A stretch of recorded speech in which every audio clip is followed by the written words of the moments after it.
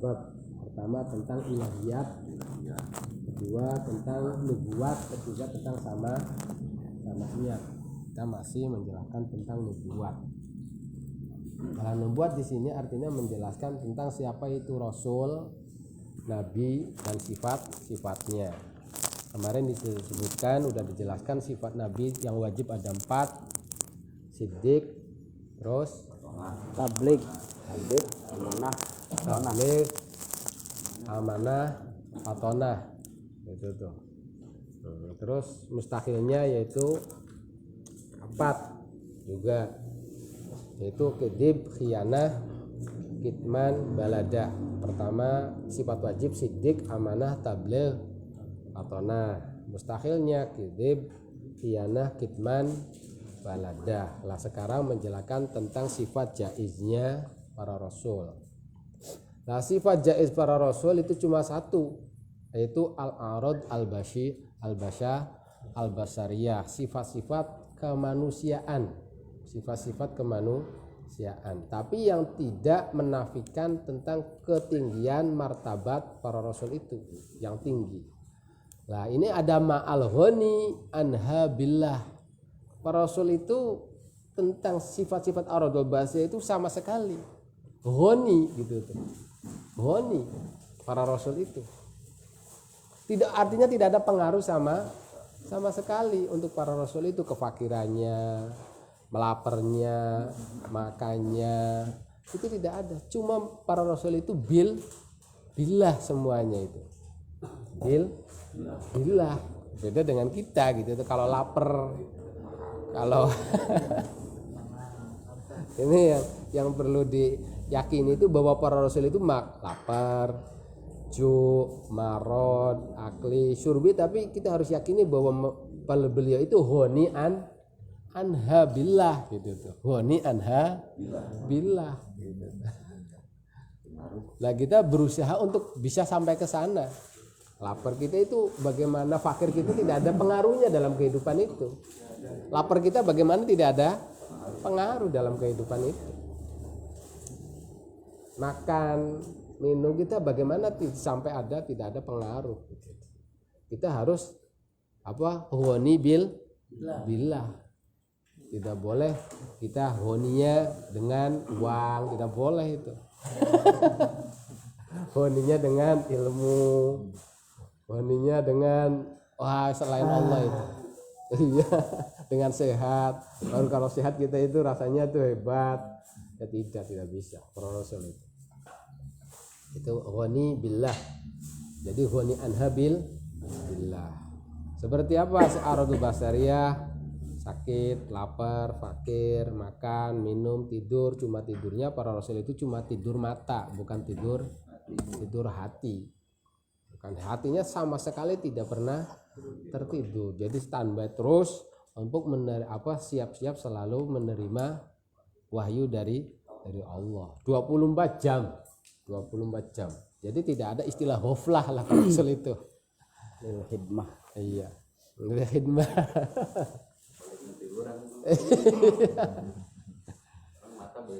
Kadang-kadang mata ada di baru kita mah.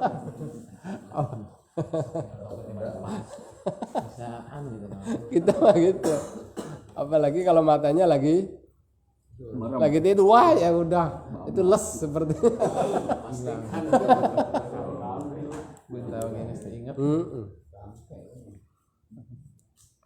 iya.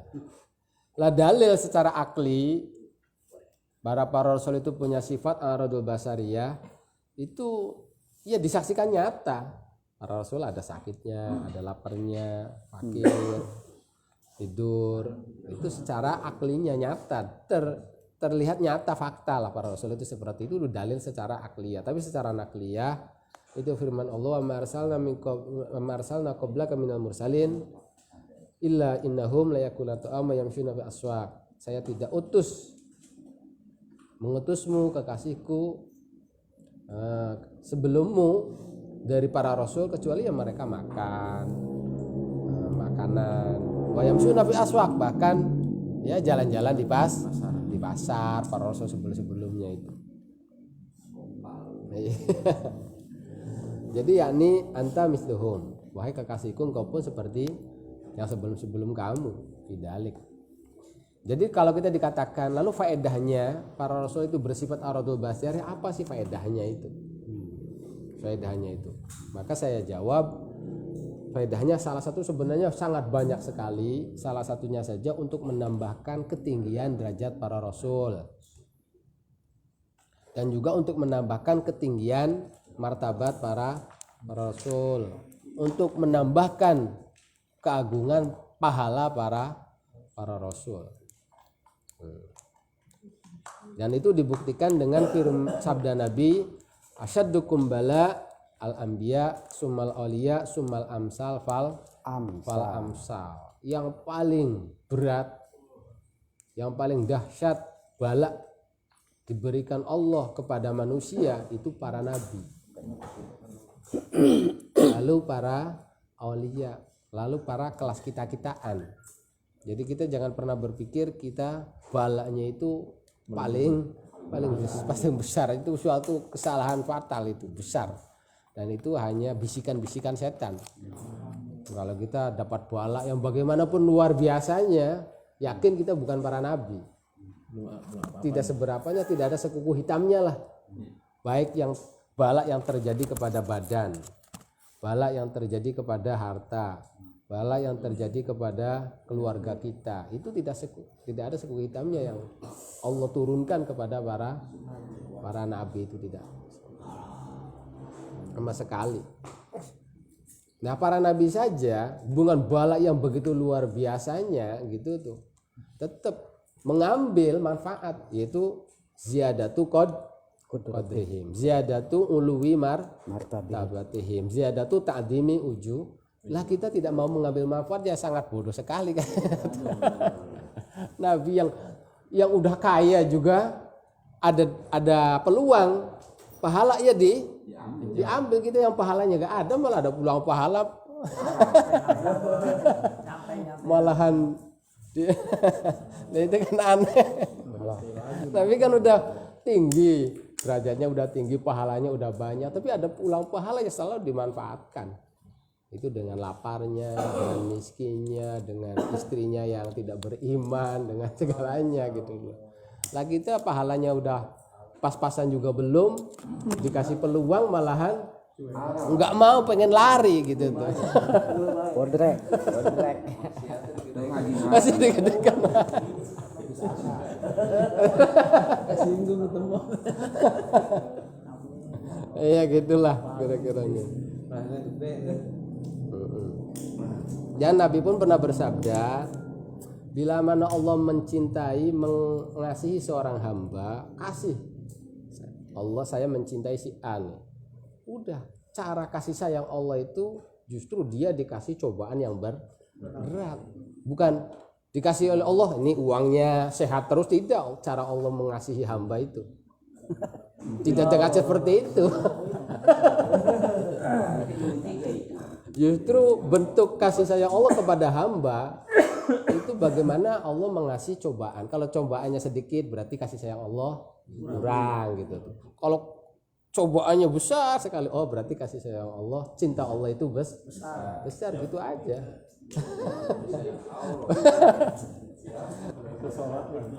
Sebab kalau Allah itu udah mencintai hamba, taruhlah, hai para malaikat, saya mencintai si A. Lah, nanti malaikat membuktikan, waduh bener dia dicobanya habis-habisan. Dia dicobanya habis-habisan. Tujuannya apa sih? Allah kok mencintai hambanya justru dengan seperti itu. Liyas ma'atadur, supaya dia sering merintih di waktu malam itu. Iya, sering merintih, sering curhat, sering apa. Dan Allah sangat suka sekali. Kalau Allah udah benci kepada seseorang, silakan saja tidur suruh nyenyak. Tidurnya suruh nyenyak. Laku-laku baik ya. Iya, tapi kalau udah mencintai hamba dikasih cobaan supaya malam sering merintih, sering curhat, sering apa. Aduh. Dan rintihan hamba sangat disukai oleh Allah itu. Aduh. Kadang-kadang rintihan hamba yang sangat dicintai nggak dikasih-kasih, malah merintih terus, ya Allah saya begitu. Allah sangat suka sekali, saya nggak dikasih, saya seneng dengan rintihannya. Nanti kalau dikasih berhenti ngerintihnya, biarin saja ngerintih terus, saya seneng. Itu cara cintanya Allah kepada hambanya gitu. Bukan. Kalau nggak suka masuk tidur aja nyenyak udah. Memang semesta kan bercanda.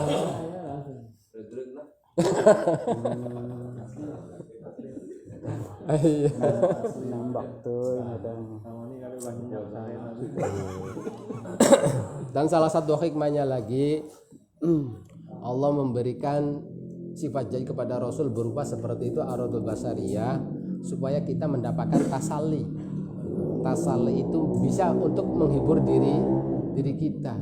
Tuh lihat, Rasul saja yang dikasih Allah terkena itu, apalagi kita. Jadi kita kan akhirnya iyalah Rasul dikasih itu, apalagi iya. Itu tasalli itu seperti itu. Biakhwalihim. Sebab idza nazala bina, sebab sewaktu turun kepada kita fakir, kepada Rasul pun turun fakir. Kepada kita kena sakit, para Rasul pun sakit. Kita istrinya umpamanya ada yang itu, Rasul pun ada. Anaknya ada yang itu, Rasul pun ada. Gitu. Ya kita akhirnya tasalli, tidak begitu putus asa gitu.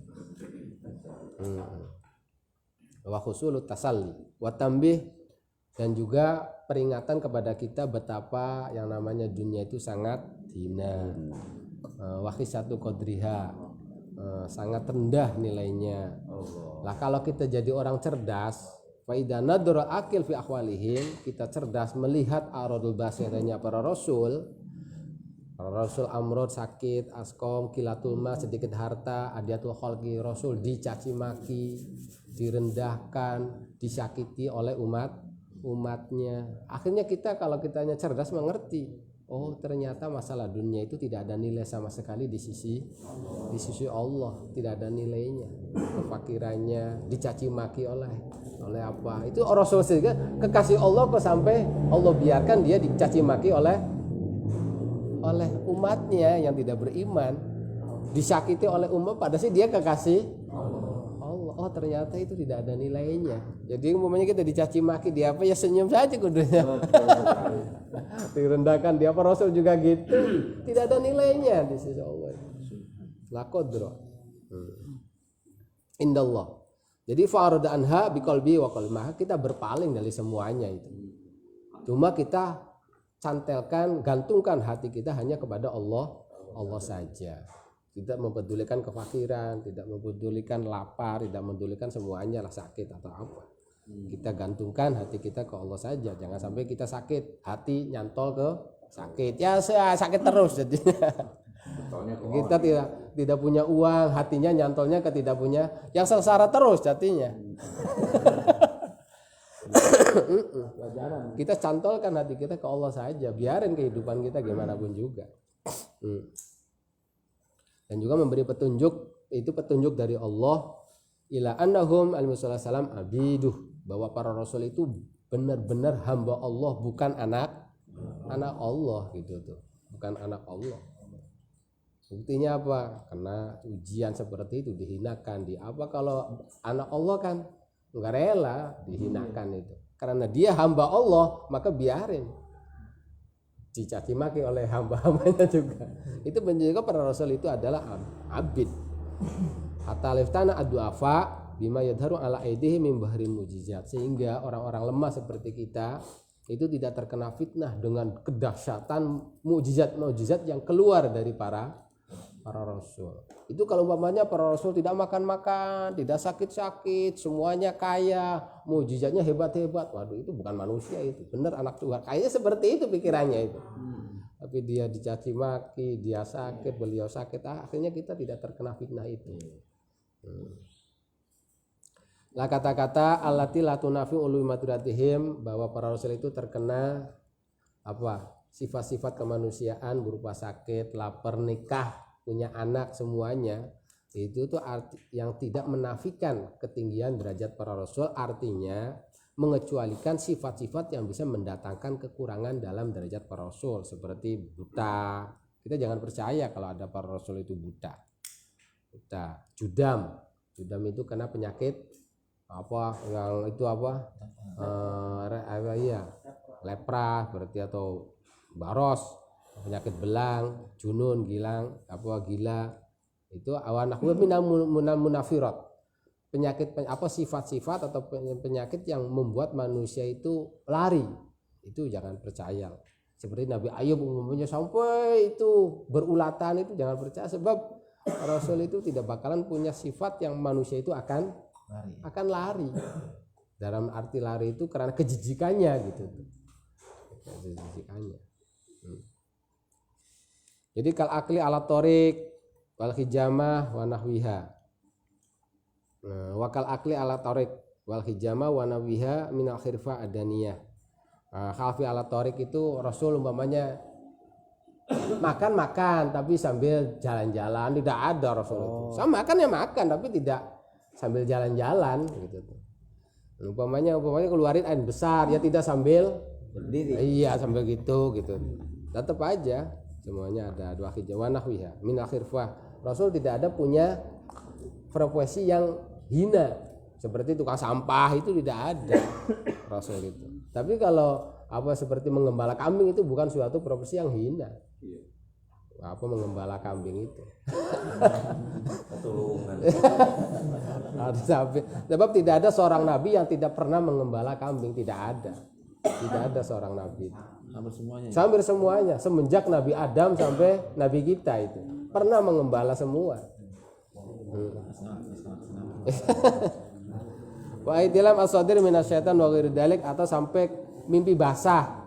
Tapi mimpi basahnya dari setan. Ada sebab mimpi basah itu ada dua, ada yang dari setan, ada karena memang kantong itunya udah penuh gitu tuh. Kantong spermanya udah penuh akhirnya keluar. Kalau dari setan biasanya mimpi lain. Itu. Ya Rasul juga kadang-kadang keluar sperma dalam mimpi, tapi bukan karena udah penuhnya gitu keluar. Tapi tidak dikarenakan gangguan setan. Tapi kita sering kali kena gangguan setan kalau mimpi basah itu. Jangan ya. Ya udah, wallahu alam bisawab enggak. Menyikapi itu. Iya, enggak. Sok dari Pak Guru dulu. Ini kan yang menceritakan sama yang lain.